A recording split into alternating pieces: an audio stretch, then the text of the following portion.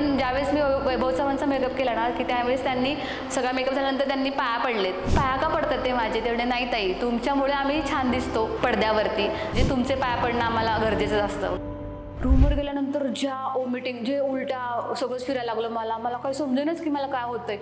आता ऑर्डर तर आपण घेतली आणि करणार काय ना पुढे. डॉक्टर म्हणतात की ह्यांना खूप जास्त ॲसिडिटी झाली आहे, तर त्यांना ॲडमिट सलाईन लावावं लागेल. मी म्हणलं नाही, तुम्ही जेवढं त्या टायमिंगमध्ये जेवढी सलाईन होईल तेवढीच मला सलाईन द्या, मला तिचा मेकअप करायचा आहे. आई माझी आधी करू नको म्हणत होती की पार्लर आपल्याकडे चालत नाही किंवा कशाला नाव्याचा धंदा करायचा. मी 2019मध्ये दिल्लीत गेले आणि आल्यानंतर 20मध्ये तर कोरोना स्टार्ट झाला होता. असं झालं की अरे आता मी एवढं शिकून आली आणि आता पुढे काय, म्हणजे झिरोच ना. जी लोक बोलली होती की काय नाव्याचा धंदा करायचा आहे, ते आता त्यांच्या सुनांना, मुलींना पूनमकडे क्लासला जा ना, पूनम क्लास शिकवेल, पूनमकडे क्लासला जा, ऑर्डरला घेऊन जा आमच्या मुलीला.